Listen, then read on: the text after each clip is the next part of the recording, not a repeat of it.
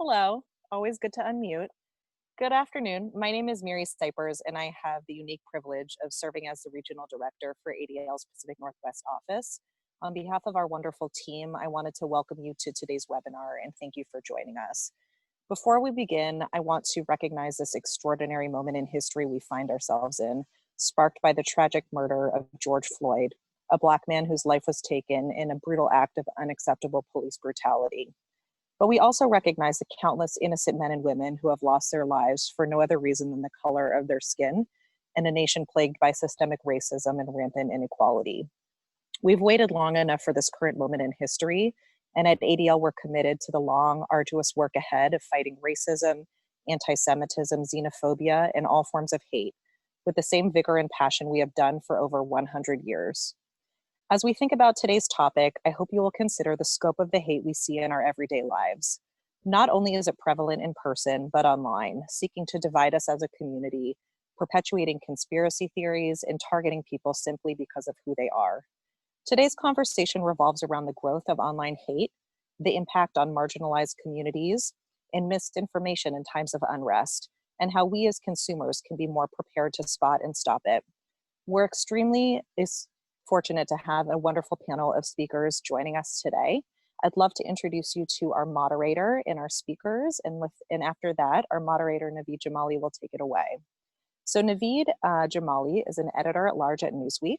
Following a storied career in US intelligence, he went on to become an MSNBC intelligence analyst, a senior fellow at the Foreign Policy Research Institute, a special contributor for the Military Times, and reoccurring guest on Fox, CNN, and MSNBC. He is also a co-chair of Seattle's Anti-Swatting Advisory Group. Dave Sifry, our other speaker, is the Vice President for ADL Center for Technology and Society, where he leads a team of innovative technologists, researchers, and policy experts developing proactive solutions and producing cutting-edge research to protect vulnerable populations. In its effort to advocate change at all levels of society, the center serves as a vital resource to legislators, journalists, universities, community organizations, and tech platforms, and anybody who has really been a target of online hate or harassment. Dave joined ADL in 2019 after a long career in technology, and as a son of a hidden child of the Holocaust, the core values and mission exemplified by ADL were instilled in him at an early age. Our other speaker, Kate Starbird, is an associate professor at the Department of Human-Centered Design and Engineering at the University of Washington. Kate's research is situated within human-computer interaction in the emerging field of crisis informatics, the study of how social media and other information communication technologies are used during crisis events. Currently, her work focuses on the production and spread of online rumors, misinformation, and disinformation in the context of crisis events. She's also a co-founder of the new University of Washington Center for Informed Public. And finally, we're joined by Sean Lee, the head of trust and safety and policy at Discord, where he's been running the team dedicated to keeping users safe for the past 3 years. Before joining Discord, he spent time helping with trust and safety, privacy, child safety, and copyright at Reddit and Dropbox. Naveed, take it away. All right. Thanks, Mary. This is really exciting to be here. And I think I would just jump right into it. What I think most of us are experiencing, no matter where in the country we live or in the world, clearly we're seeing a rise in protests. And I think that brings a really great question about global events, newsworthy events, and unfortunately misinformation that accompany them. And so Kate, this is something I think that you're uniquely qualified to talk about and really answer the question, what are we seeing in terms of misinformation? And then secondly, when it comes to the University Center for Informed Public, what are you doing to educate and help address that across platforms? Can you talk a little bit about the center and really what it's doing in that space? Yeah. So let me start out with something I think is really important. When we put the attention onto misinformation in a context like this, I think we risk undermining and delegitimizing the very real protests that are going on against systemic racism and police violence against African Americans and others in our society. So I think I, as a researcher here, want to be really careful, and I think we all should be really careful about highlighting that aspect without being really thoughtful about why we're doing it, and exactly, what we intend to communicate about that. So I want to just start with there and be really reflective. We've been studying misinformation in the context of crisis events and including protest events for several years now, and I have some lessons from the past that I can definitely share in terms of what we're seeing right now. Um, in the emerging parts of a crisis event where information is still moving very quickly, what's happening on the ground, there's different perspectives, there's different points of view, and it's often hard to get at a singular truth of this is what's going on. And so in that context, misinformation tends to spread. There's a lot of uncertainty about what's going on, and in this case there's people with different political agendas that are trying to participate in these spaces for different reasons, and therefore either intentionally or unintentionally sharing different kinds of information. So this is a time when we're particularly vulnerable to the spread of misinformation as individuals and collectively, no matter where we stand on a political spectrum or where we are positioned in terms of these protests. On top of that, I think we are definitely seeing groups that are intentionally trying to manipulate these spaces. And we know from 4 years ago, after the fact, after things settled, that disinformation efforts were manipulating political opinion in the United States, along the same lines as some of the divisions that we're seeing right now of opinion about the protests and the things that are happening on the ground. So we know that this is a time that's historically been used by outside actors to manipulate what's going on, and I'm imagining we're seeing domestic actors in this space as well. And in fact, we have some evidence of that. So just want to highlight this is a time that we're vulnerable, and then on top of that, right now, we know that due to our information systems and how they're designed, misinformation and disinformation are pervasive at this point. And so it's something to be reflective upon, especially, I can't really speak to what's happening on the ground as much as I can speak to what's happening in the online information spaces. But when we're in those spaces, I think we should be particularly sort of careful in how we're interacting with information there. So you talk about online space, and I think for a majority of people, that's where they get a tremendous amount of this information. And you're right. I think that one of the questions that many probably consider is, what is the motive behind misinformation or disinformation? What do you think distinguishes, say, someone whose targeted goal is to spread misinformation versus, say, a rumor that has just started where there is no intent of maligning a group, or it's just an unfounded rumor that by effect on it, has that impact of maligning someone? Does intent play into examining misinformation? Is that something that can be quantified? Is it something you look at?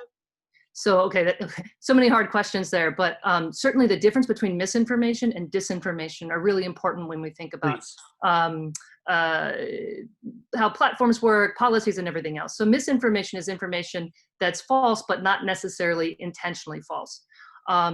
And examples in the crisis space, rumoring happens all the time as people are trying to figure out what's going on. There's a lot of uncertainty, and often people get things wrong, but it's not necessarily intentional. So this is a common thing, and certainly that's going on right now in a lot of these spaces. Disinformation, on the other hand, is information that's intentionally false or misleading. Sometimes it's not quite totally false, it's just misleading, for some kind of objective, like a political objective, a financial objective, reputational objective, other kinds of things like that. And so it's very important, I think, to differentiate, because especially as a crisis researcher, we don't really want to problematize rumors and misinformation that's accidental. That's part of how people make sense of the world, and sometimes they get it wrong, but we don't want to stop that process. Disinformation, on the other hand, where people are trying to intentionally manipulate, is quite problematic. And what we're seeing right now is what appear to be sort of disinformation campaigns, for instance, about rumors that Antifa are organizing attempts to come into these cities and infiltrate the protests. Those were intentionally put in there by certain accounts, but then they began to spread by people who didn't know that they were untrue. So you get this combination of disinformation that's being seeded, and then what we call unwitting agents, or people that become parts of those campaigns who begin to spread it. And certainly we're seeing a lot of that right now. So intent is hard. For me, I like to differentiate upon the intent of who created it and initially spread it, but not necessarily the downstream spreaders, because you can spread disinformation even though you didn't know that it wasn't true. So with that in mind, as you said, sort of these unwitting assets, if you will, who are retweeting and sending forward misinformation. Um, what is the center doing? What tools are you making available? Are you making tools available for the public? Are there tools out there to help people understand what is misinformation, what is disinformation, and really really analyze what's being presented? Because I think many people would say that we live also in an age of just over information, right? So how does the average person, how does a journalist, how do they separate between that intent? It may not be very. In fact, some of these things are so well done that the intent is fairly well hidden. Yeah, no, it's such a hard question. So our center got off the ground in December of this past year. We just started hiring some of our staff, including our data engineer, when COVID hit. Our poor data engineer, he's never met many of us in person, but he's been working so hard to get things started for us. Right now, we've got a couple of different goals. They're not all fully realized, but we're doing real-time collection. We're doing analysis, research on our own to try to better understand these things. We also, so that's one sort of pillar of the center. We also have community outreach type things we're doing. We're developing curriculum for like inside schools as well as outside schools. I think it's a K through 99 problem. So I think it's not just that we need to focus on schools. We need to be educating people in other places. We have folks that want to do outreach through libraries and these kinds of things as well. A lot of our plans, including like these town halls that we're going to do all over the state, were sort of pulled back when COVID hit. And so we're still adapting to this environment in terms of a lot of our outreach. But we're trying to understand the problem. We're trying to develop, education tools around the problem, certainly trying to get our commentary and understandings out into the world faster than a academic cycle. So we're trying to do a lot of public communication right now. And our long-term goal, we also have folks who are working on policy implications to think that a lot of these things are going to really need platforms to rethink how they work, and they seem to be needing some help from us as democratic citizens in shaping what some of those policies might be. So we're working on all of those fronts at once to kind of address this problem of pervasive mis and disinformation. And clearly, when we talk about the average user, the average consumer of information, which includes misinformation and disinformation, unfortunately, I mean, do you have any thoughts, any words that you like to tell people? Just when we're talking to, this is such in many cases, you're right, this is such an organic thing. Things that spread virally are by definition, organic, right? So what words do you have for the general public in terms of, what they can be on the lookout for, how they can think about things, how they can critically analyze, or should they be critically analyzing things? Yeah, I mean, we've been trying to think about, what are the best kind of recommendations. And for years, we've kind of been informed by, I think research went in the wrong direction a little bit to say that corrections don't really work and that. We're backing away from that. We actually think that corrections might work. And I'm really thinking about how do we encourage people to take more responsibility? Like, misinformation doesn't spread itself. We spread it, right? And so and when you think about the system, it's really big, what I do doesn't matter. That's like thinking your vote doesn't matter. In the end of the day, if everyone thinks that, the whole thing doesn't work. So we really have to learn how to take responsibility for our own actions, both in like what we spread, slow down, do a little due diligence. Don't just retweet that account. Go figure out who that person is before you retweet them if you don't know them. Certainly don't follow them until you know who they are. If you make a mistake, correct it. If you see someone else making a mistake, I think we can learn how to do sort of empathetic corrections for people that maybe are within our social spheres in ways that might be constructive, certainly in ways that might help others see that information's been corrected.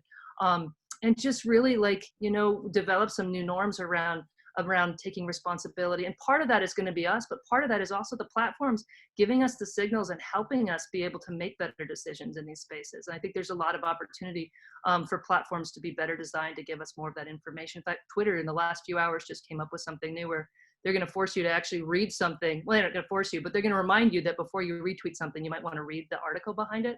And little nudges like that, I think, could be really productive. Well, I think that's a great pivot. So we talked about the micro. I want to talk about the macro. You brought up the platforms and what their way in, and certainly all of us are aware of what Twitter did in terms of a tweet by Donald Trump and others, and Facebook is starting to weigh in too. So we're lucky to have Sean from Discord about this, and I think it's really fascinating because clearly we're talking about the micro, but let's talk a little bit about the platform. And Discord, I think, is one of the tastemakers in this, right? You were the first one in 2018 to release a transparency report, which really is a incredible first step in addressing the challenge of online hate. And, I think there's this underlying question, Sean, about, what does the role of a platform have in this? And certainly are they, publishers, editorial, but when it comes to online hate, what steps do you think the industry can take really to address this? And what steps should they take? Yeah, absolutely. I mean, I think it's a great question. I will say, for what it's worth, I don't think we were the first to publish a transparency report. I think actually Google and Facebook led the way, though I will say that I think their transparency reports were a little bit more focused on sort of law enforcement data requests. And I think we were actually one of the early ones to focus on sort of community, like terms of service violations, right? So addressing things like hate speech or harassment or doxing or stuff like that. I mean, I think that there is a responsibility, right? Like, I think that there is a moral responsibility, if nothing else, to ensure that the conversation is sort of grounded in fact, right? Is grounded in truth. And I think to actually, Kate, and your point, right? Like, a lot of the conversation lately has been, it feels at least, right, that sort of, different people on different sides are actually operating on like fundamentally different facts on the ground, right? That, we can't even agree like what happened, much like how are we ever going to agree like what the correct policy to address it is? And I think that is one of the big things. And I think, as we've started to see in the last actually couple of weeks, right, that I think at least some of the platforms are starting to say, hey, this is definitely something that we should push back on. And it's not necessarily a like, oh, we are going to remove this speech, right? But I think the sort of idea of, oh, like at the very least we can label, right? At the very least we can say, well, here's some other stuff that you might consider. And I think, Kate, to your point, Twitter's, movement today on at least trying to, I think, nudge the needle in that direction also makes sense, right? Like, I think a lot of it's this sort of two-sided coin, right? That I think some of it certainly, comes to people, right? And it's like, how willing are you to challenge the information you see, especially if it, doesn't necessarily disagree with your biases, right? Do you look at something and you're like, yeah, like, of course, like that is how I think the world should be, and do you automatically reshare that? But I think there is also a part for platforms to play, right, in saying, hey, like, if we know that something is obviously untrue, right, if there's a news article or if there's a politician or if there's something that's like, oh, you should drink bleach to cure coronavirus, right, like, I think that's a pretty good time to be like, no, don't do that, that's against the public interest, right, that harms people. And I think, we started to see that over the last couple of months, specifically with coronavirus misinformation, right? Like, I think actually a lot of platforms were pretty eager and happy to say, yes, this is a place that we can take a stand on. And I think that actually, as time goes by, right, like in these couple of weeks and the next couple of months, I actually suspect that we'll see more of that, because I think platforms are starting to see that, like, yeah, actually, like, it does make sense for us to play a more active role. I think I will say this, it's nuanced, right? It's hard, because I think at some level you sort of get into this conversation of like, well, you as a platform, right, like, how do you know what truth even is, right? Like, there's one thing that's like, okay, don't drink bleach. I think we can all pretty much agree on that, right? But it does get a little bit harder on some of the margins, right? There's some stuff that I think you can look at and say, yes, I think this advocates for violence, right? Or this incentivizes violence, or this causes violence, this incites violence, and you take it down. There's other stuff where you're sort of like, in the legal term, right? Like, it's a little bit more attenuated, where you're like, well, it might cause that, or it might cause a conversation that's not as positive that we want, but like whether or not you feel, I think, as confident in like putting your thumb on the scale there, right, I think ends up being a question sort of that actually gets addressed to each company's leadership team. And I think ultimately it is actually the leadership of team of the company on what they view the sort of position of the company is, what they view the responsibility of the company is, that determines like how active they're willing to go in these conversations. So I mean, you think you break a great point about the nuance here. Look, if the New York Times publishes "You should drink bleach" versus user 123 publishes bleach, I think that most reasonable people would say that there's a difference there, and the response to that should be in fact different. How do you see to distinguish? How do you distinguish the two? One is the First Amendment right, the right, as the president would say that alternative views, alternative facts have a place here. But how do you make a distinction? Does the distinction in some cases rely on who is actually making the claim? Again, just looking at the New York Times, if you look at a published, a newspaper, one might think that claim holds more water than, say, an individual user. And should that mean that platforms should, have some review process? And should they look at, again, who is posting this and who is sending this out? Should that be part of the deciding factor? Yeah, I mean, I think that's a great point, right? Like, I think it sort of comes down to when you look at sort of the overall effect on society, right? Like, to your point, when we, I think, read the New York Times, and I think this has been a topic of discussion recently, right? Like the New York Times decision to publish Sure. Tom Cotton's, right, like op-ed, right? And I think some of the information has come out about sort of the solicitation process and all of that, right? And actually whether or not they reviewed the op-ed before it actually got published. But I think it's a really interesting point that, like, you know, historically at least, we sort of think of, right, there are specific parties that we attribute more, I think, responsibility to, right? That we say, okay, you are a person that knows what you're doing, or should know what you're doing, right? Should know what you're saying, should know what you're advocating for. And therefore, like, those people we sort of elevate in some of the discourse. Whereas I think that's not necessarily true sort of in your average user on Twitter or on Facebook or on YouTube, right? Like, I think a lot of that stuff tends to be more, you know, it is just a person talking. But I think the flip side of that, right, is that the power of these platforms, by and large, is that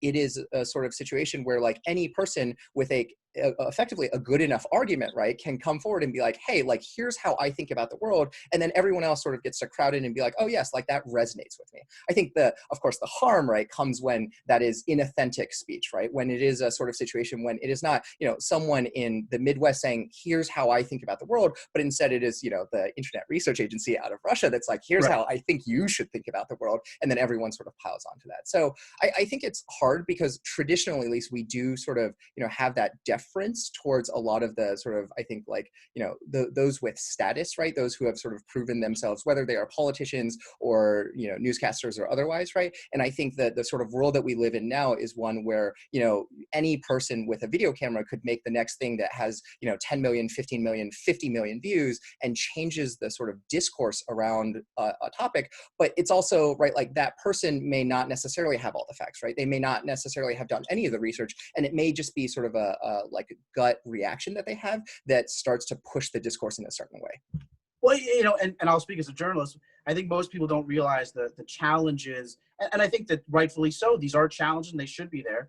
You know, when we publish a story, there's editorial review, there's legal review. It's not that someone just writes this out and pushes out, but in many ways, that's the power of all these platforms, is that there's an equalizing effect, right? So whereas a publisher, a journalist, has to go through an internal review that before they can say something, an individual user can just put something out there. So that is a very equalizing and powerful thing.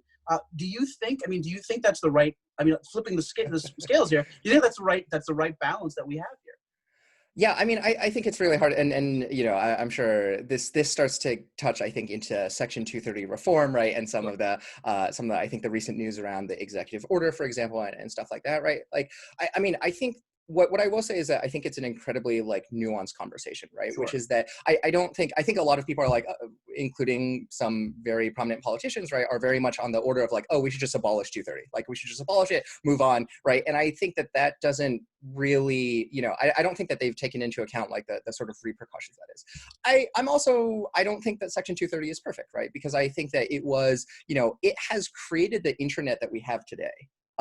And I think that can be taken for good and for ill, right? Like, I think some people were like, well, the internet that we have today is great because it is so equalized. And I think other people will say, well, the internet we have today is okay, but at the same time, there are many things that could be better. And I think that is true, right? I will say, for what it's worth, that I think Section 230 sort of creates a system where, you know, because there's no, oh, you have to moderate in a certain way, it allows for at least a little bit more exploration of that moderation. And you can actually see that right now, right? Like, you can see that Twitter has chosen sort of a different way of moderating than Facebook has, right? And I think in a lot of ways, actually, I think the market has also sort of spoken pretty loudly at times that, like, they have a preference towards, you know, towards moderation, period, right? And towards probably moderating more rather than less.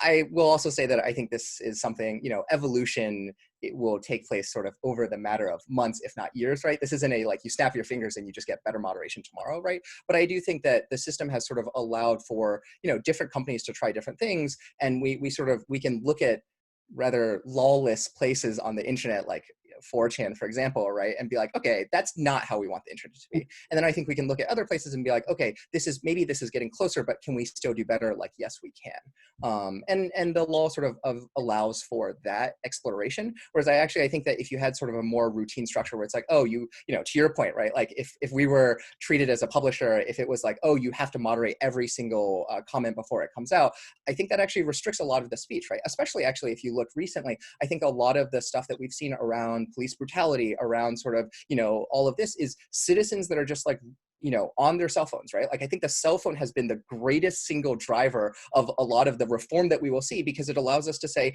no, like the thing that you are saying is wrong. I have video evidence of that, right? But if we lived in a world where Twitter had to review every single one of those cell phone videos before they went live, I don't think that we would have probably any of them. So it's hard. So it's a very good, it's an important point. And just to press it one more time a little bit further, you know, I think many would agree that all these platforms have allowed different viewpoints to kind of come together. The challenge with that is, of course, with diversity, you know, you also see that there's a rise in online hate, right?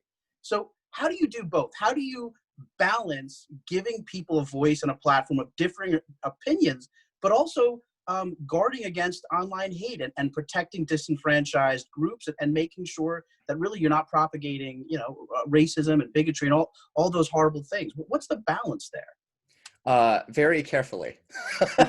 I mean, but I think more seriously, it takes a lot of sort of careful thought and sort of interpretation of what is going on. And I will say, I think actually, depending on, you know, a lot of companies do this differently, right? One of the things for us, right, is that, and most companies have a general sort of rule against inciting violence. I think that part is actually not black and white, but relatively easy, right? Like you can't say things like, well, I'm going to go out and, you know, shoot someone, right? Like this is obviously bad, and I think we can all agree that that is bad. I think it gets a little bit harder when it does, you know, veer into the stuff that is much more subtle, right? It's one thing to say, okay, this person is using, you know, racial slurs or something like that, right? That's also something that is pretty obvious and you can sort of ban on. I think it gets a little bit harder when you get some of the more insidious, like, you know, whether it's memes or whether it is not sort of direct speech like that, but it's sort of, you know, making sort of casual, underhanded comments, right? And I think the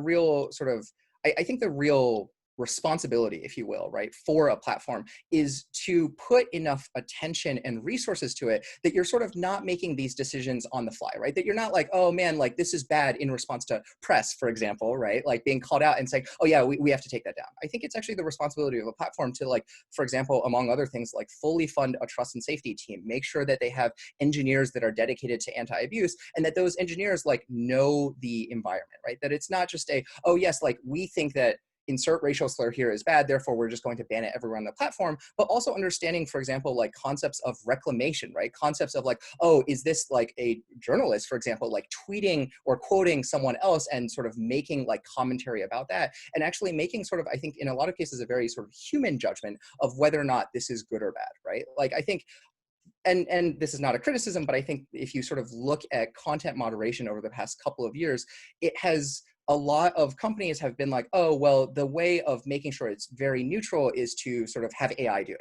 And I think that the reality of the situation, right, is that if you look at sort of, you know, the complexities of these interactions, right, of whether it is hate groups organizing or whether it's just like people disagreeing, whether, you know, the conversations that we're having right now about police brutality, it's not something that AI can handle, right? Like the technology just isn't there.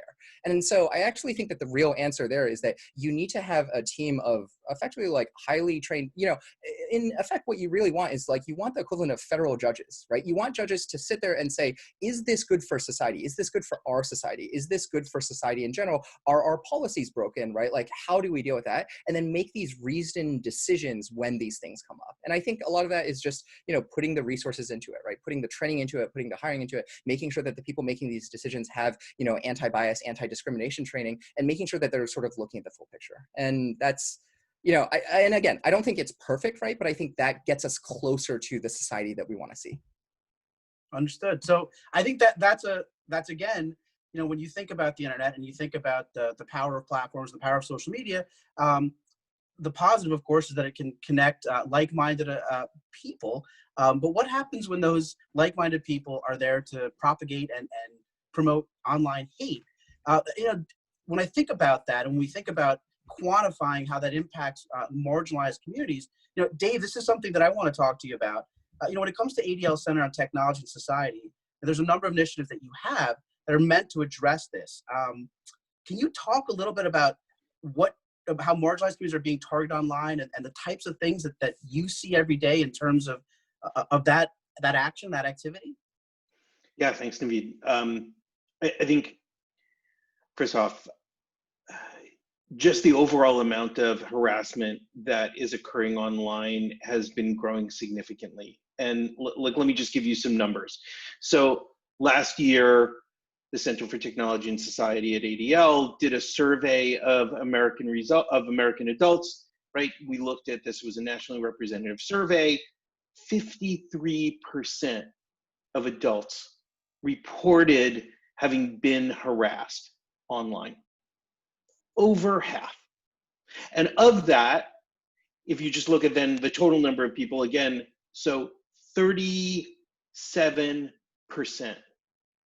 reported being severely harassed.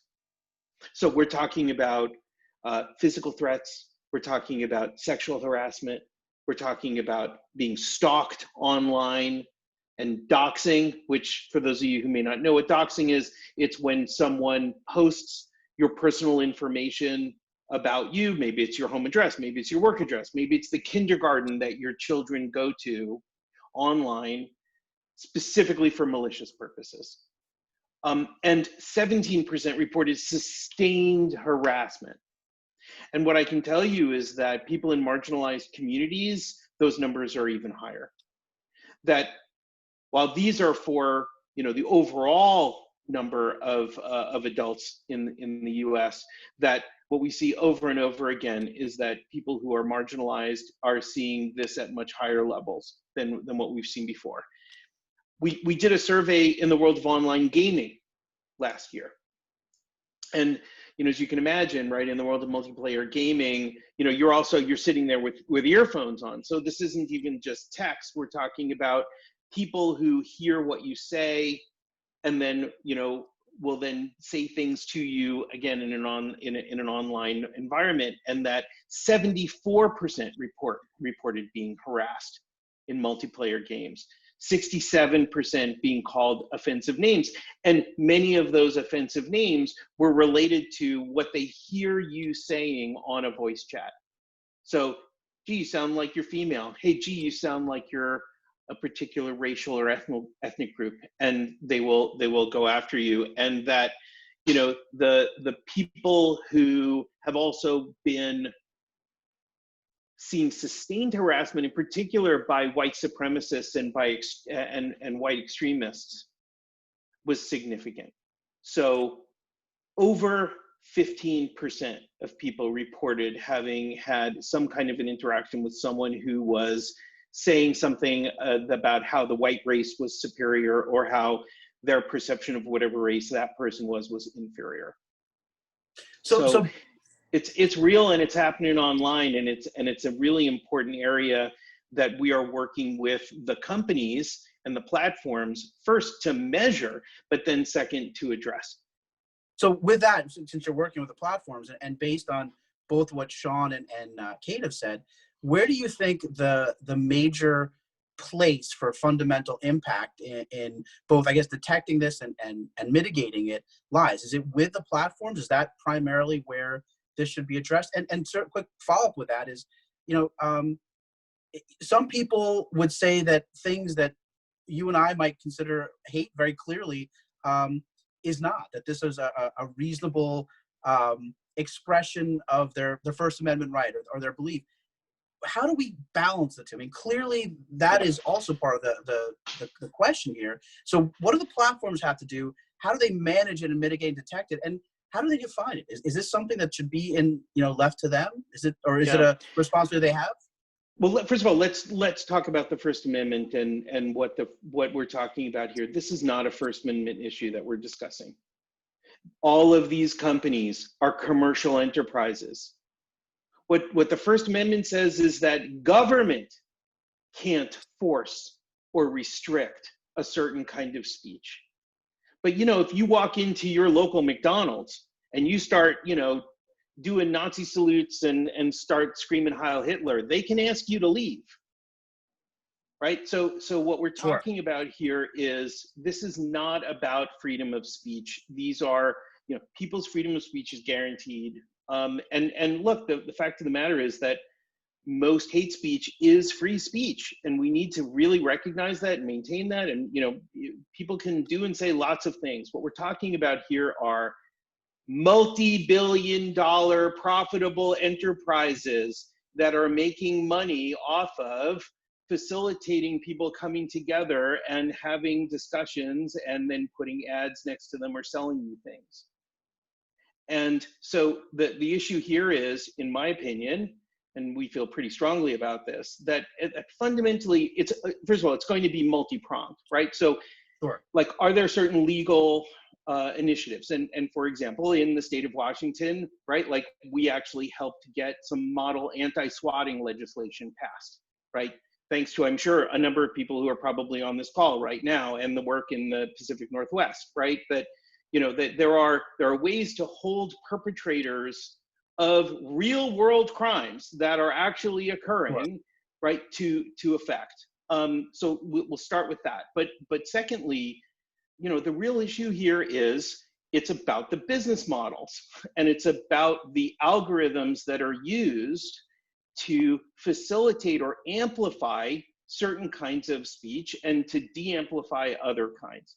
Well, just to that point, because I think that's a really important part of this. Do you think we've reached a pivotal stage where these platforms are seeing, that there's profitability in really keeping a space that is not just neutral, but really defends against online hate and against certain behavior? Because in the past, I think critics would say that platforms didn't want to wade into this because they didn't want to, as you said, these are multi-billion companies. Do you think we've kind of passed the transom with that?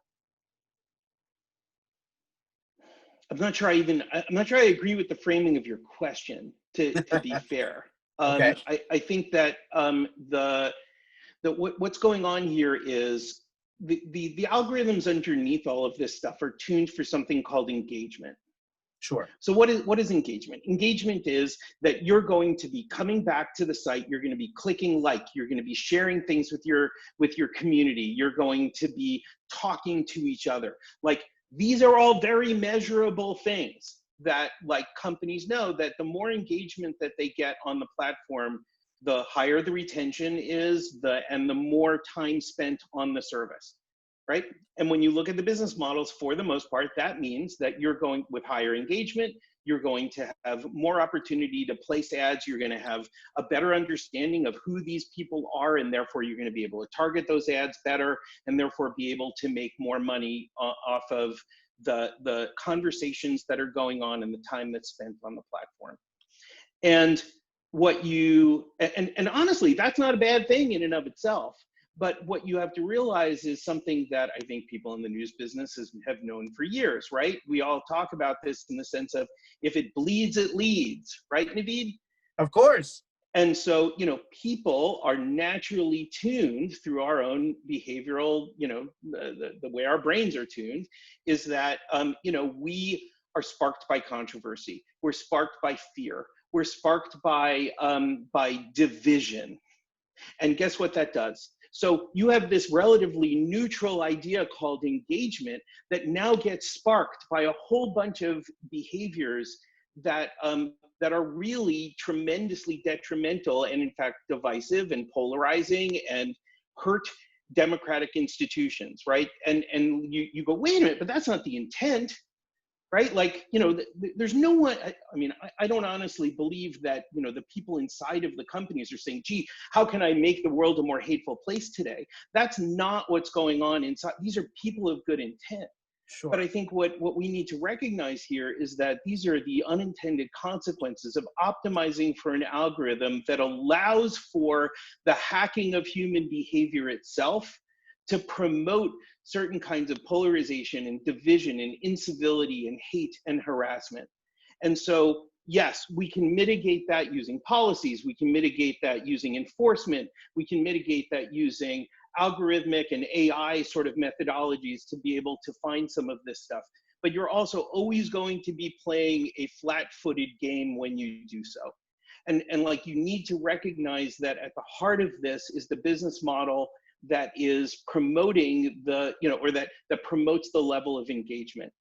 And, the idea here that friction in and of itself is a bad thing, sometimes friction isn't such a bad thing, right? Kate talked about this just a moment ago when she talked about how, before retweeting, how about you actually read the article?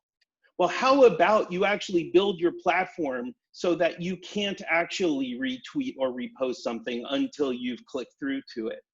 Whoa, guess what? That's going to hurt engagement, because that means that I actually have to do an extra click.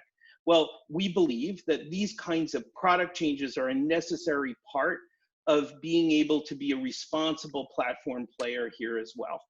And with that, I'll pause.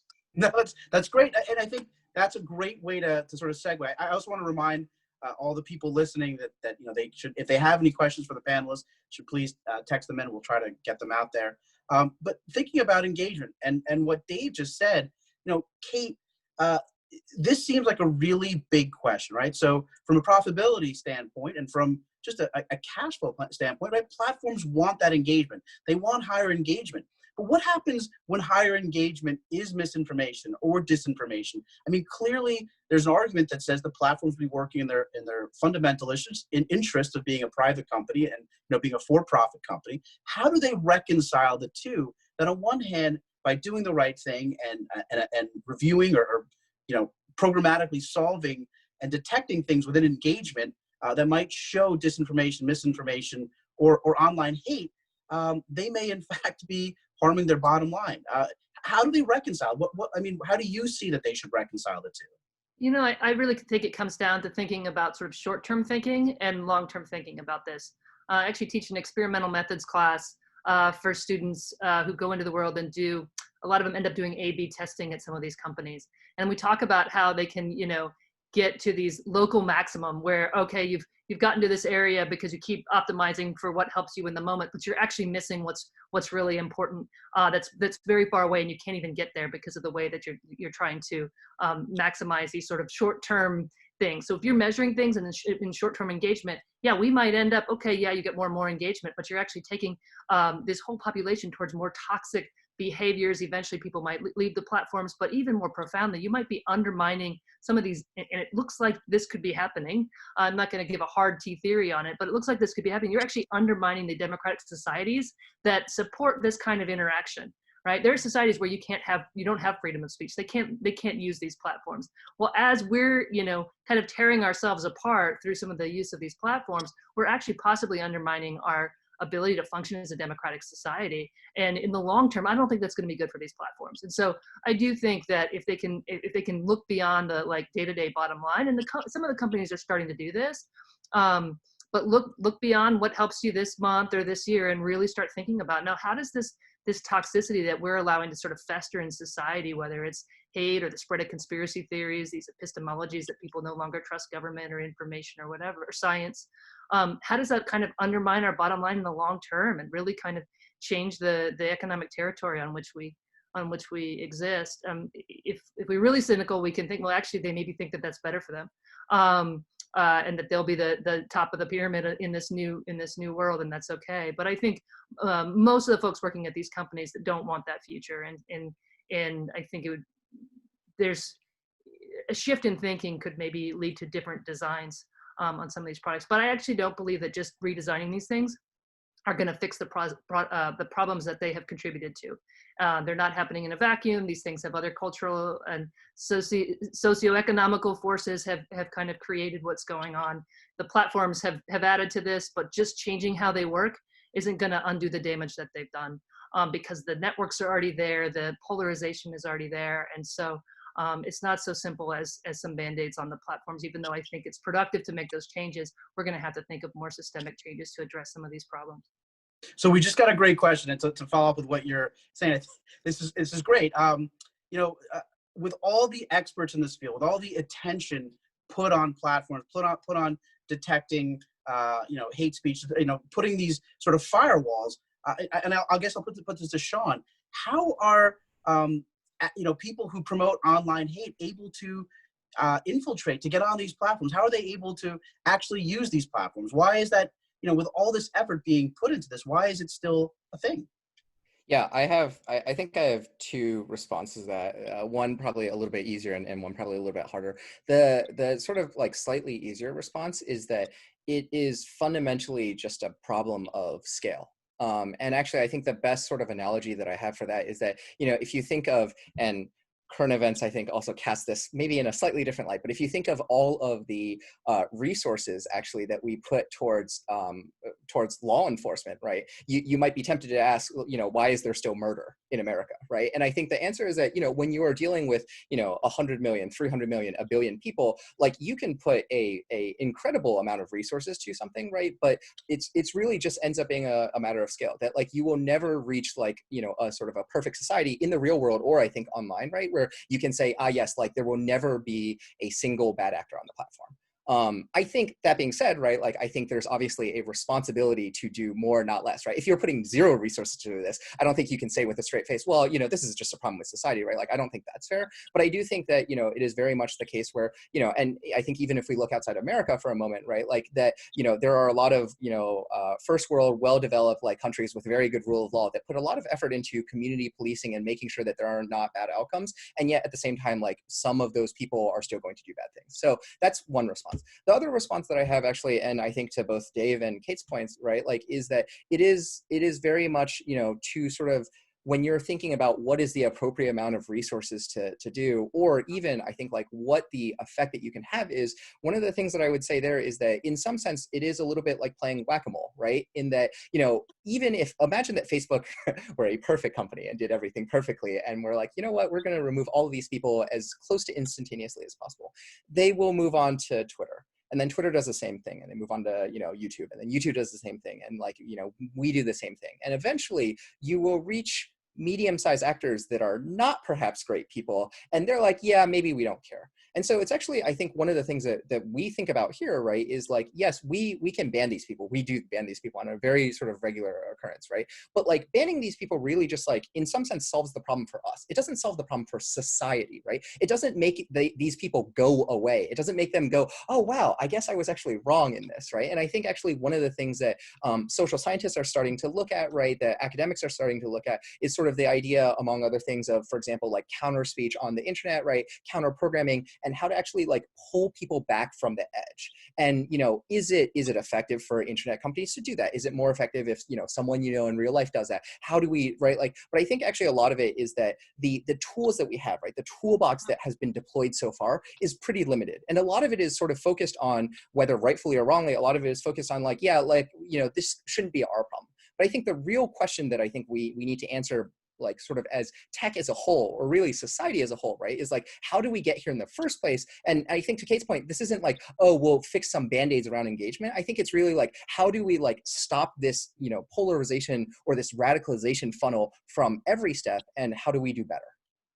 So, Dave, to that point, in media or business, we might call it the golden handcuffs, right? So Kate brought up short-term versus long-term solutions. When you have engagement, really driving revenue for a lot of these platforms, they may look at that as, again, it's the golden handcuffs. They're motivated by that. What do you see as the long-term strategic solution here? Can we allow these platforms to still be, obviously they want to be profitable, and that's, the core of their, their existence. How do we balance their need to, look long-term, or how do they balance the need to look long-term, but also to be profitable and to solve problems near and short term? Yeah, I wish I had the perfect answer to that question. Let me start actually by saying part of it is in the business model.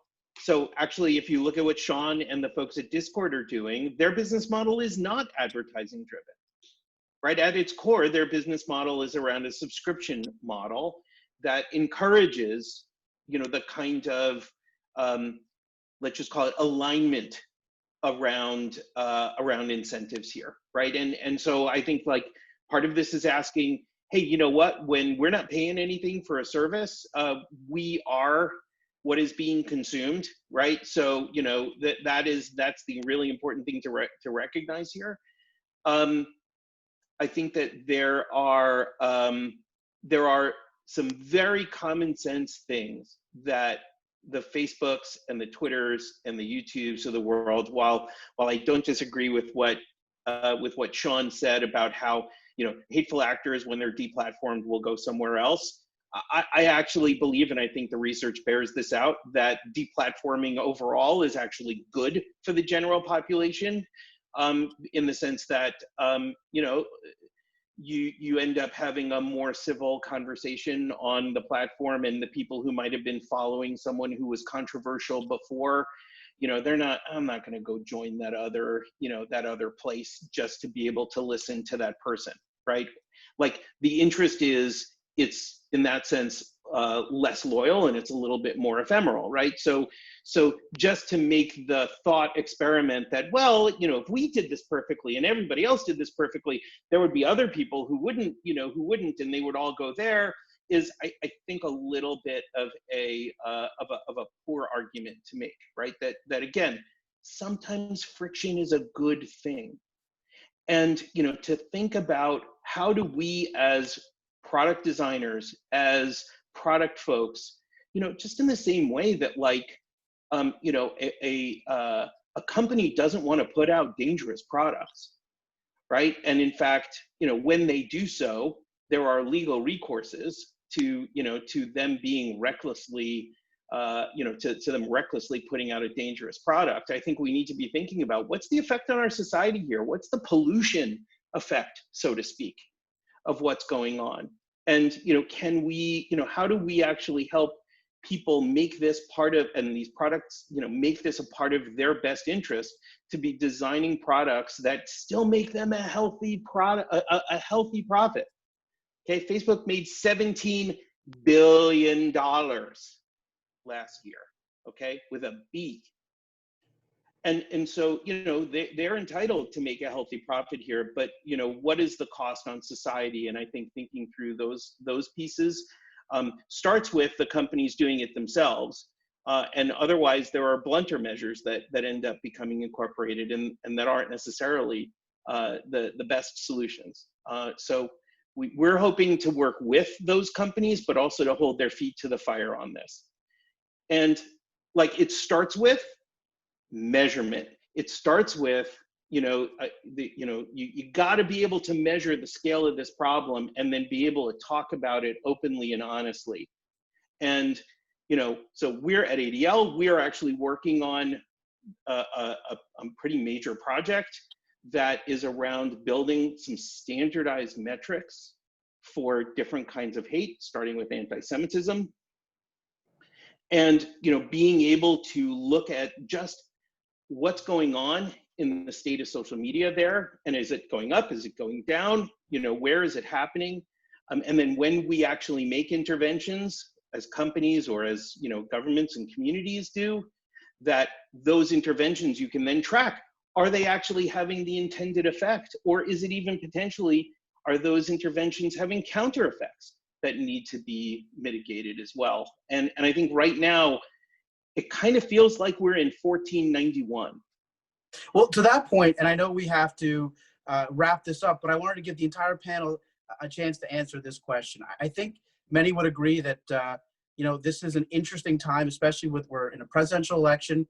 There are still parts of the country that are locked down, and when you talk to candidates, whether it's locals, you know, federal, or even presidential, on the presidential side, campaigning and how they run a campaign has fundamentally changed. It's become much more virtual campaigns. So the question I have is, are we at a pivotal moment for democracy? Are we at a pivotal moment for how the platforms really weigh in? And I just want to give a quick, you guys can answer as quickly as possible. I'll start with Kate. Is there, you know, what do you think? I'm all out of pivotal moments. I'm sorry. We've been in the pivotal moment for a while, and in an increasing one. I mean, there's so much going on. We've got COVID-19 running into election 2020. We've got the protests blending into that. So much of our lives are online right now for various reasons. And certainly, yeah, this is disrupting how the candidates are going to campaign. And I know that a lot of people at the platforms feel the weight of this. As a researcher, I feel the weight of this. I think as voters, we feel the weight of this. And there's just a lot of uncertainty about how these things are all going to play out together. And, you know, for someone in my position, looking at this data for a long time, a lot of worry. Fair enough. Sean? Yeah, I mean, I think certainly, you know, because of the pandemic and because of everything else, right, we've seen just such a huge surge in online activity in general, right? I think across the board, right? And I think that includes obviously online civic participation. And, you know, I think it's one thing to say, yes, you know, a little bit of the bad stuff is happening online, but most of it is still, you know, sort of in the town square, in rallies or stuff like that, right? But certainly to your point, I think, you know, this election and sort of the test of campaigning during this election and future elections, right? I think as really like what has happened is that we've compressed probably, I think 5 years, right, of sort of like movement into digital space into 5 months. And I don't think that that's going to reverse itself once at least some of these restrictions are lifted. I actually think that that is kind of a permanent change. And so, you know, I think it bears on everyone and especially tech companies, right, to be very mindful of that change, right, and very mindful of sort of the increased sort of responsibility that there is to make sure that we carefully scrutinize bad actors, bad behavior, and make sure to, I think Kate's point, that like, you know, we do not serve as I guess as a tool to destroy democracy. Fair enough. And last but not least, Dave. Yeah, I think first and foremost, it's really important to recognize that the people who work at tech companies, there are so many people of good intent who want to make the right things happen. And it's about like recognizing that sometimes the individual work that we work on, that local maxima, you know, really we lose out on the larger issue that's going on. So number one, if you work at a tech company, like get involved and be part of that change inside of the company. It's not only important and so much on the work that you're doing and how important it is. So that's number one. I think number two is to recognize that, you know, as a society, every single one of us has a responsibility to get educated on these issues of misinformation and disinformation, to maybe think twice before we actually go and hit that share or hit that, you know, retweet button and get righteously angry and get that little dopamine hit of like, ooh, I feel better for a moment, and just be circumspect. And I think third, it's around like, how do we get active and how do we help to, you know, to really make our voices heard, that, you know, this is real and this is important. And then, you know, to hold the company's feet to the fire and make sure that, you know, just a pablum of a plan and we're going to work on that, you know, we've heard that enough. Now it's time to show real concrete action, audited, third-party transparency reports with real information that show what's going on and how it's being changed. Great. So it sounds like we've heard 2 yes to pivots and 1 we've always been in a pivot. So thanks to the panelists for answering. Really appreciate it. And I want to just toss it back to Mary. Great. Thank you all for your incredible insight and expertise on this important topic. We're so appreciative of the really fascinating work that you do in our community. And on behalf of the ADL Pacific Northwest team, I wanted to thank everybody for attending today's webinar. And if you join the program, we are going to continue to have a lot of really interesting and innovative lunch and learns. So we hope you can join us. Please make sure to follow us on Facebook and Twitter at ADL PNW. And please always feel free to get in touch with our staff if we can ever be helpful and you want to learn more about our local work. We're at seattle@adl.org. And a special thank you not only to our panelists, but to Naveed for doing an excellent job moderating. Stay safe and healthy, and we look forward to being in touch. What did you say? Mommy, what did you say? What did you say?